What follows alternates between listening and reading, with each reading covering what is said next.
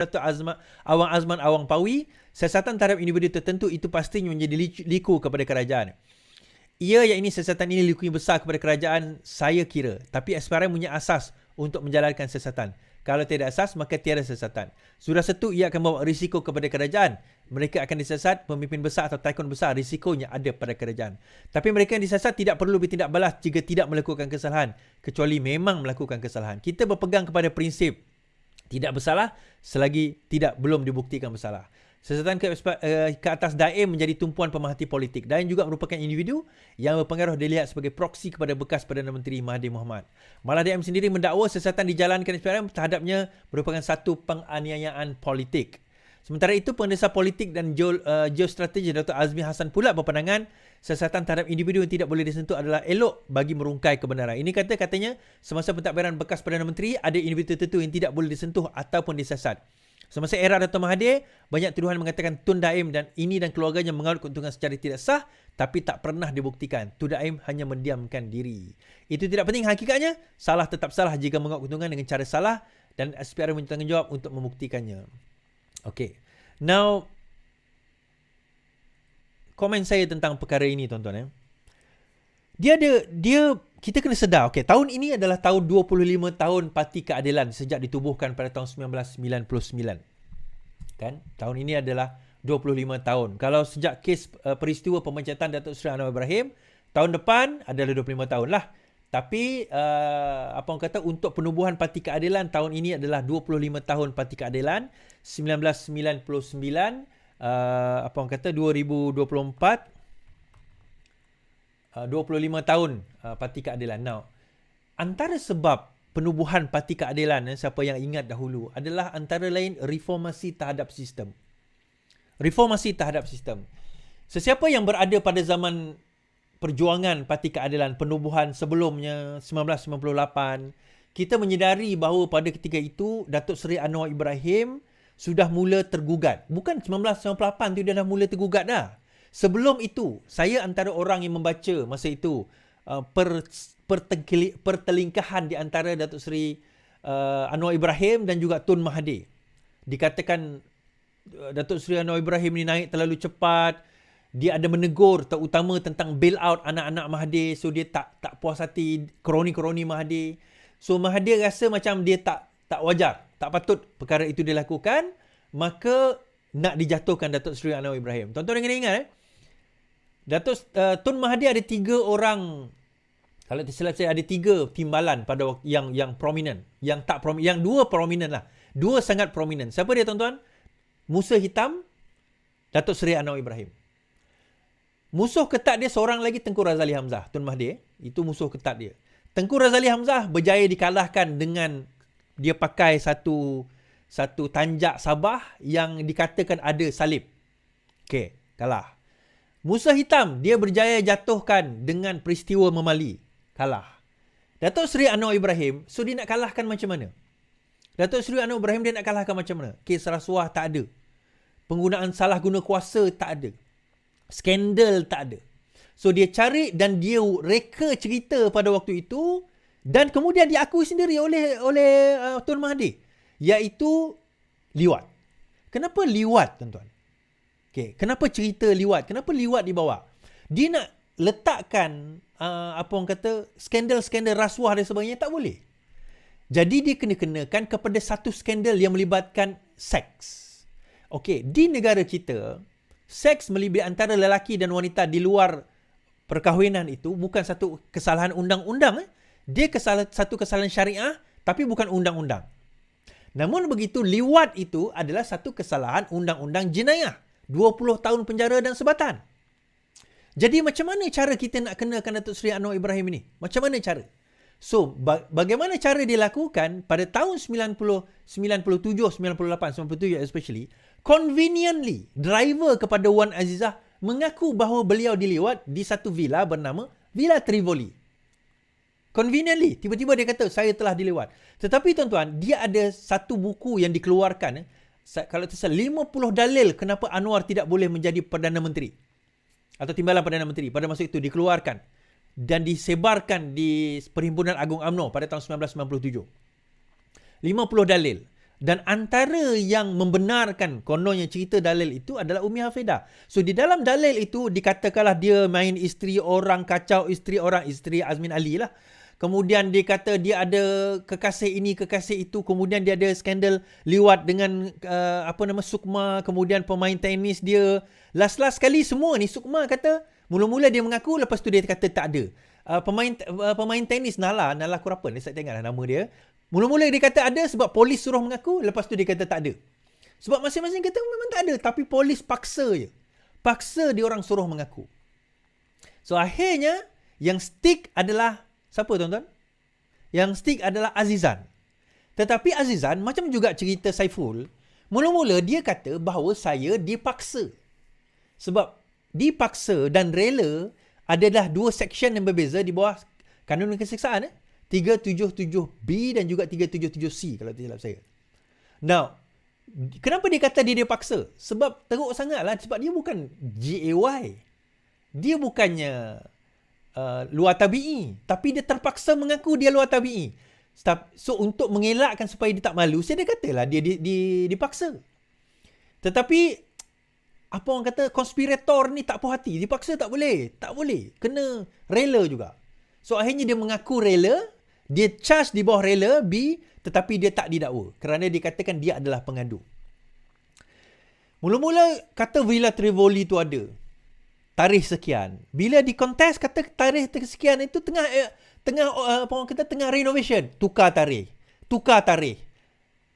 Lepas tu bila dah tukar tarikh, okey, teruskan dengan tarikh itu. Dia tak ingat pun tarikh tu bila, tuan-tuan. So bila dah tukar tarikh, trial, mahkamah mendapati akhirnya di Mahkamah Persekutuan, liwat itu tidak berlaku. Datuk Seri Anwar Ibrahim didapati tidak bersalah. Naiknya tuan-tuan, 98 sampai 2004. 6 tahun. Dia ada satu lagi kes, salah guna kuasa. 6 tahun dia kena penjara. Maksimum dia kena penjara. Dan sebaik saja dia dijatuhkan hukuman, section mengenai hukuman tersebut dihapuskan. Dikatakan dia salah guna kuasa. Salah guna kuasa kat sini bukan rasuah. Ini ramai orang tak faham. Dia dipenjara 6 tahun bukan sebab dia rasuah. Bukan sebab dia salah guna kuasa memanipulasi. Tak. Pada masa itu Umi Hafidah dibawa untuk disoal siasat. Kemudian dia kata pada polis. Saya tak tahu polis ni macam mana kan. So sebagai timbalan Perdana Menteri dia kata pada ketua polis, bukan ketua polis negara, ketua polis KL pada waktu itu kot, dia kata hati-hati, maksudnya jangan lebih-lebih gertak-gertak saja. Itu perkataan dia. Sebab dia tahu polis ni macam mana. Perkataan gertak-gertak saja itu Datuk Seri Anwar Ibrahim masuk penjara 6 tahun. Bukan rasuah, bukan salah guna kuasa, bukan curi duit rakyat, tak ada tuan-tuan. Okay? Tak ada. Now, balik masuk kepada tahun 2013, kena lagi. Atas liwat lagi. Tuan-tuan tahu kenapa? Tuan-tuan tengok Man on the Run, tuan-tuan akan nampak. Man on the Run itu adalah kisah Datuk Seri Najib Tun Razak ditangkap berkenaan pendedahan tentang kes 1MDB. Pendedahan yang dibuat oleh Datuk Seri Anwar Ibrahim terhadap 1MDB berlaku pada tahun 2011. Beliau dituduh pada tahun 2008, 2011 beliau dedahkan, 2013 terus didapati bersalah. Express kes tersebut. Sedangkan kes liwat kedua yang 2008, Mahkamah Tinggi mendapati Datuk Seri Anwar Ibrahim tidak bersalah. Kenapa?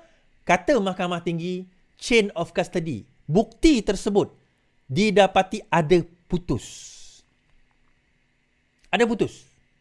Kenapa saya cerita putus, tuan-tuan?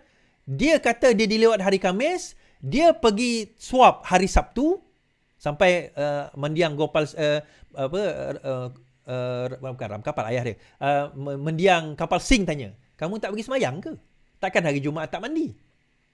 Dia kata tak pergi semayang hari Jumaat sebab dia nak simpan air mani itu. So bila hari Sabtu dia pergi, kemudian bagi pada polis, polis simpan dalam laci. 72 jam sebelum dihantar ke lab. Tak letak dalam peti ais, tuan-tuan, dalam laci je. Tak letak dalam peti sejuk, tak preserve, tak seal. So Mahkamah Tinggi mendapati Datuk Seri Anwar Ibrahim tidak bersalah.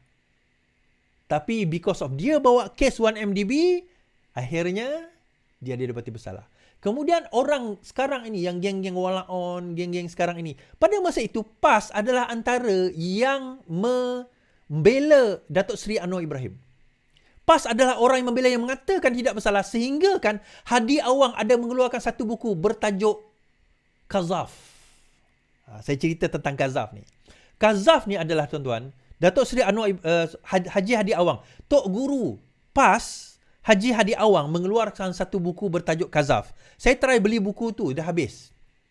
Di dalam buku itu menyebut bahawa sekiranya kita menuduh seseorang yang suci itu sama ada berzina atau liwat. Saya ulang balik.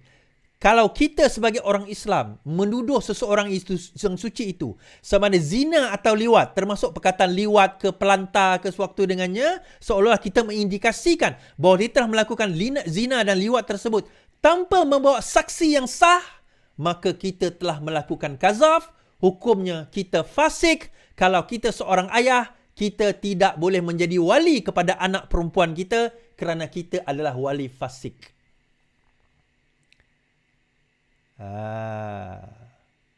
Oh, ada yang kata berdasarkan medical, air mani itu boleh kering, boleh dicek secara fakta. Saya cerita, tuan-tuan, saya nak tanya, air mani kau berapa lama boleh tahan?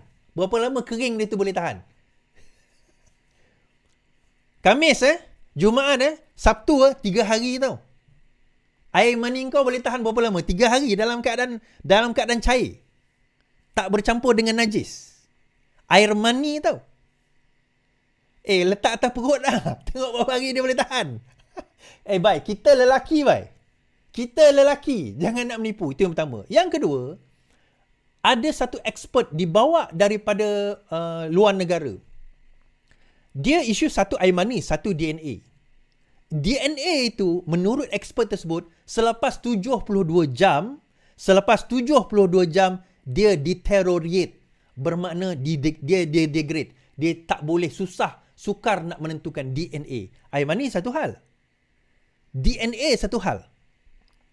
Tuan-tuan tak ingat berapa hari tadi? Hari Khamis kan? Hari Jumaat, hari Sabtu. Itu hari dia kena swab. Lepas itu, cotton itu diletak di dalam satu bekas. Diletak di dalam drawer polis. Lepas hari Ahad itu, hari Sabtu, hari Ahad, hari Isnin baru dihantar untuk cek. Bermakna dia ada 5 hari. Khamis, Jumaat, Sabtu, Ahad, Isnin. Baru dihantar untuk cek. 72 jam lepas kena swab. 5 hari Ui, power air mani dia ni. Power DNA dia ni. Lepas 5 hari masih ada, boleh detect lagi.